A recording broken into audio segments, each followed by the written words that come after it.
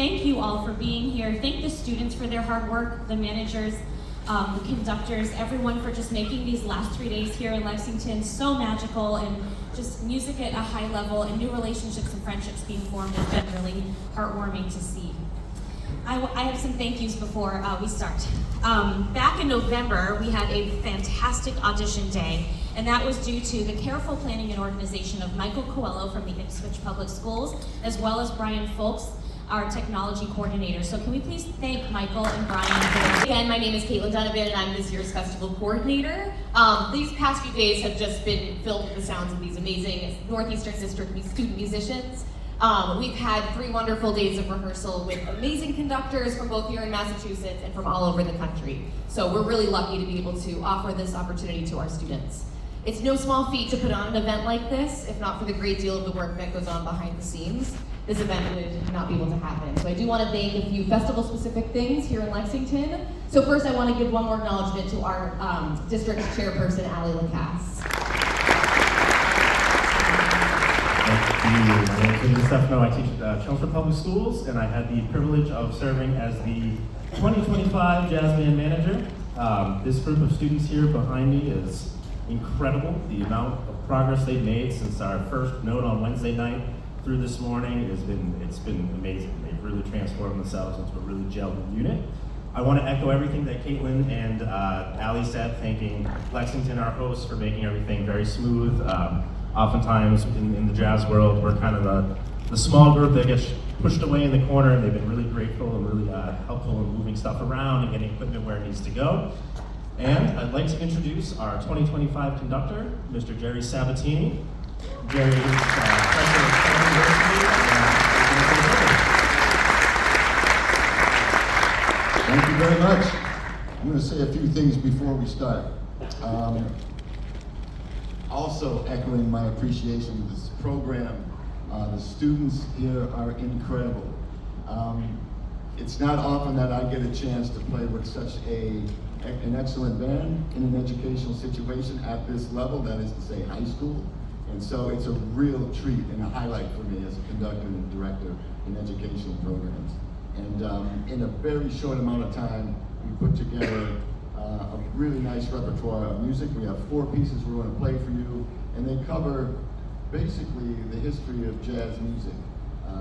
In that, the very first, which is a very short history. I mean, we're talking about a music that was formed 150 years ago only. It was nothing then, and it's evolved into an amazing amount of music, and not just as jazz, but music that influenced a lot of other American music. So it's a wonderful story of American music. If you ever have a chance to check out any information about jazz history, watch a documentary, read about it. It's a fantastic story of American history and African American history, where the deepest roots are coming from. And so what I've done is chose a piece, starting off with a piece called Struttin' with Some Barbecue, which is a piece that Lillian Harding wrote for Louis Armstrong's band. And Lillian Harding is also known as Lillian Harding Armstrong. When she met the young Louis, he caught her eye. And so the two of them were married. They formed a group that she encouraged Louis to start forming his own bands. He was a sideman in Chicago, and he formed his own band called the Hot Five.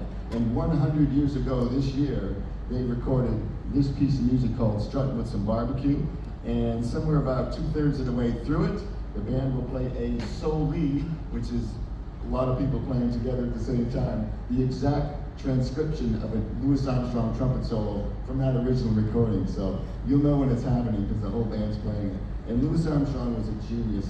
He could improvise like a composer on the spot, immediately these perfect solos. And so he changed the entire landscape of jazz just by doing these recordings 100 years ago. And everything that we do here today, in some way, started with that gem, with that little grain, with that little seed of Louis Armstrong's ideas that he propagated for the next 2 or 3 years, and that we've all just developed for the rest of the time through a lot of innovation, a lot of hard work, a lot of amazing, amazing musicianship. So, now that I put them all on the spot, you're going to hear it. These guys are great. So I'll talk very little between pieces, but I do want to acknowledge that Louis Armstrong piece, and here's Struttin' with Some Barbecue.